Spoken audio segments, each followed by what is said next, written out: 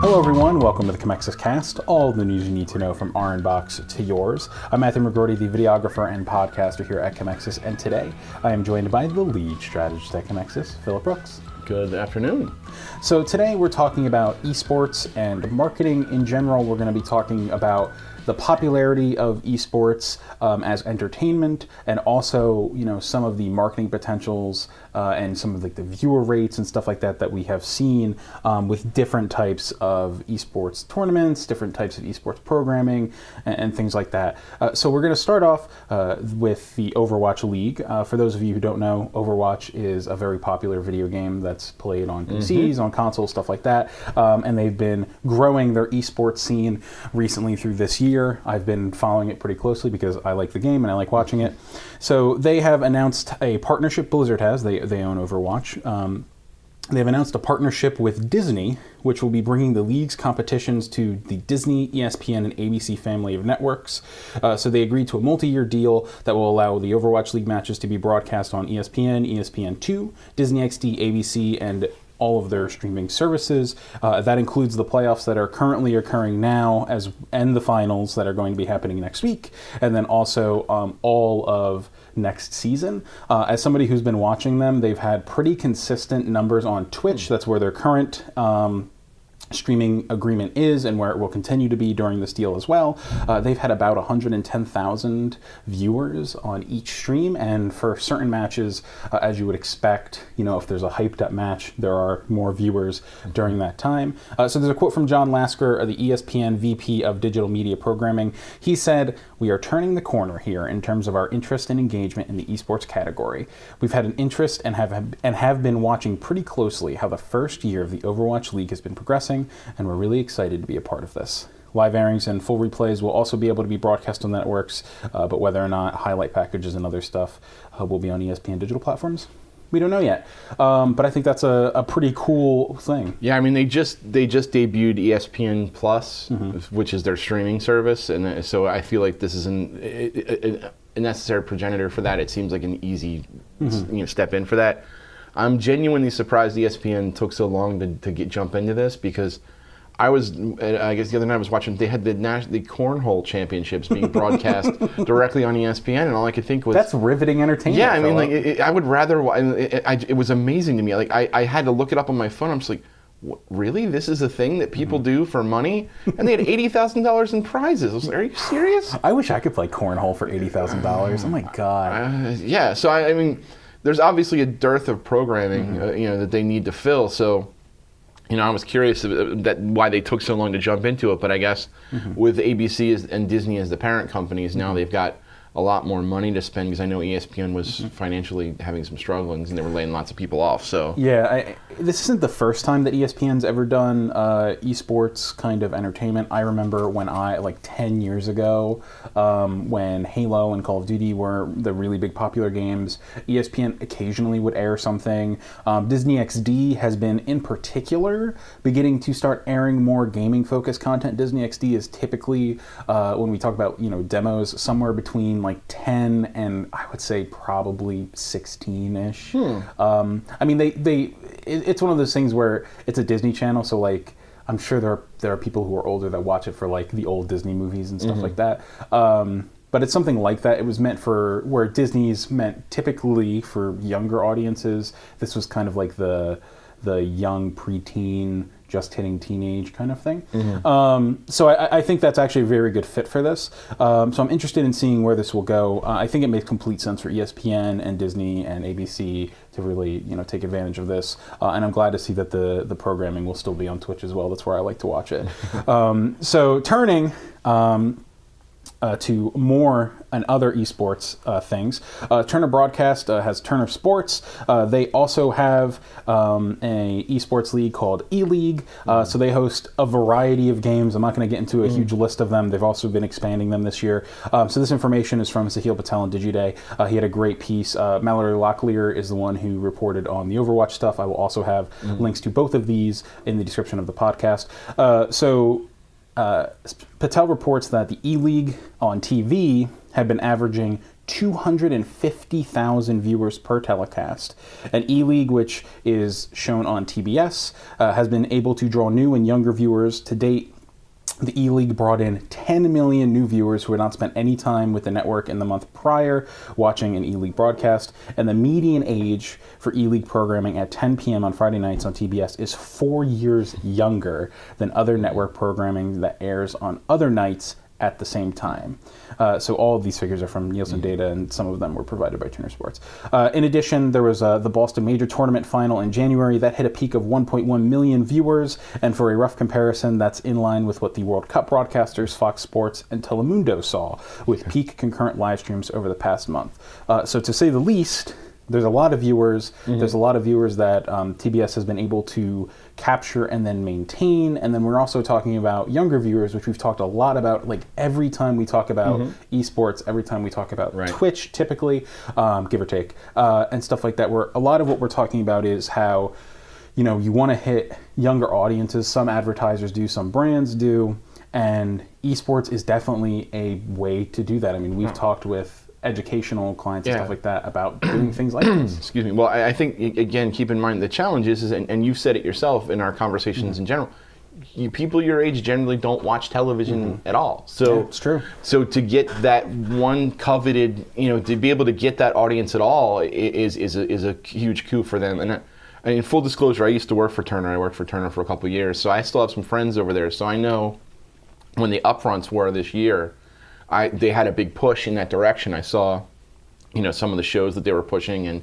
we saw the E-League stuff coming up through the upfronts because I see them, my friends post them on Facebook and things like that. So I saw a lot of the things that were coming in when they were starting. So, and I know that TBS tends to skew a little younger because they have the wrestling and all that stuff too, and that seems to be a real nice, like, kind of a crossover market. There's a lot of the same kind of viewership. Conan also, which is Conan's late show, which I'm blanking on the name of, but he also tends to skew younger. Sure, I mean, well. That's why he does that gaming feature that he does, you know, does so well. So I think that's really in fitting with their brand and their target demo. So you know, again, it's something that, you know, like I said, and they know that audience pretty well because that audience carried over from Cartoon Network. And now they're in Adult Swim, and they're adults, and then now they're in TBS. So if they can retain any of that audience as they go through, which I can absolutely tell you is their strategy, because that's what they do.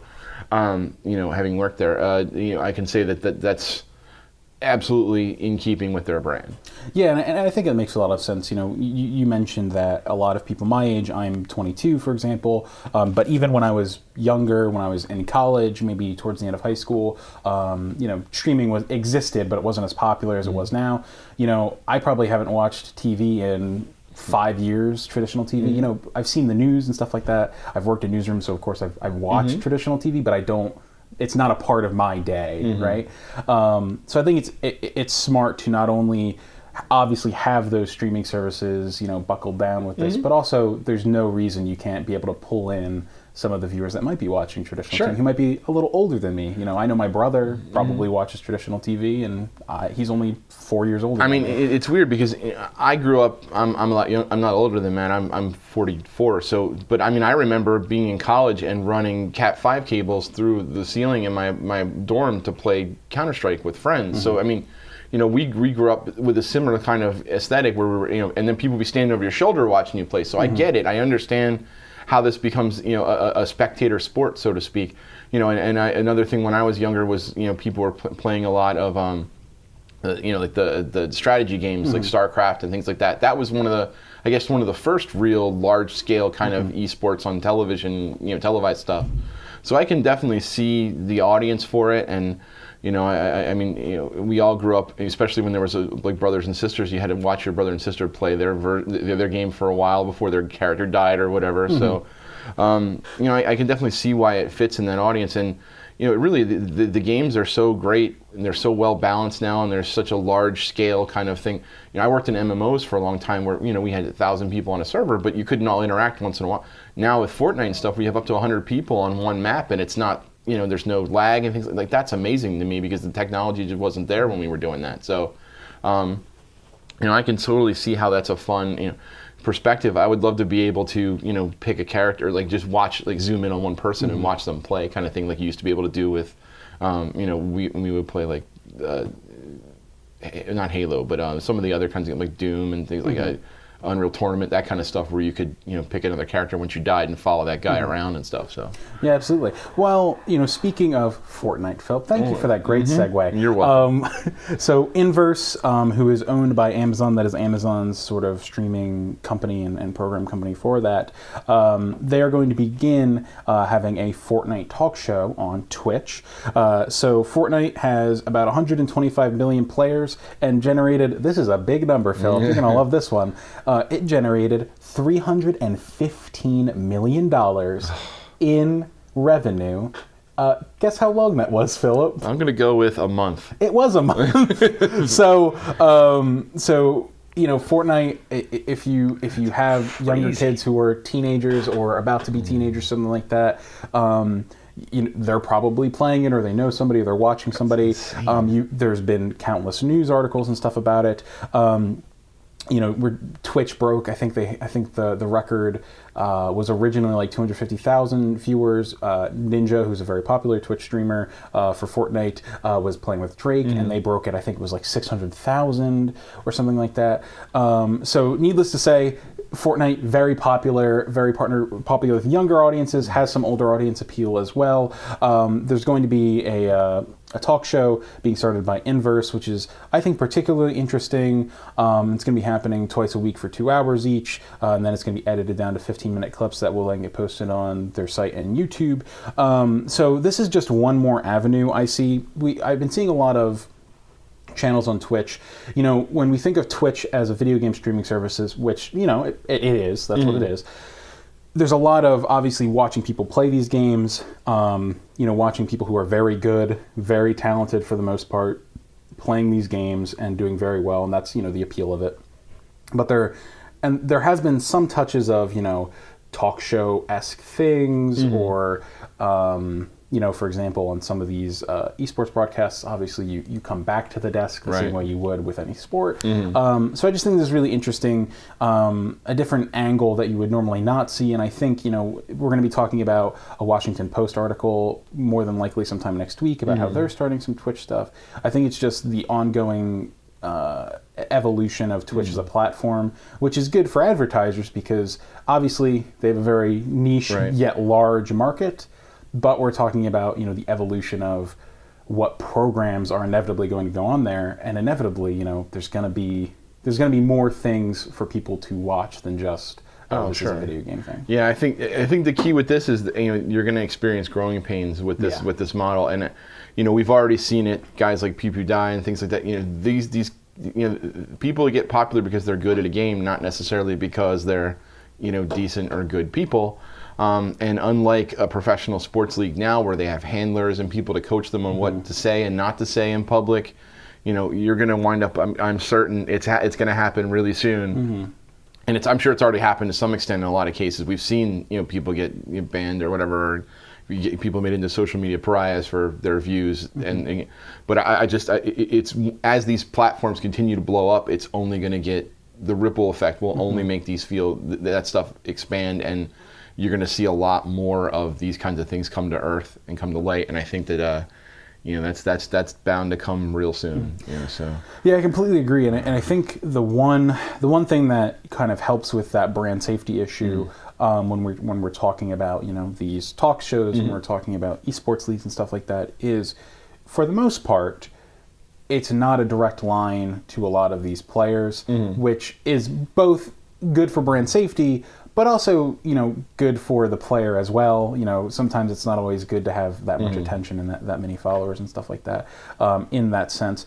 I think when we're talking about the talk show, I think it's very interesting, and I'm looking forward to sort of seeing how it goes. It's a little bit different than I would expect on the platform, but I'll be keeping an eye on it to sort of see how it develops.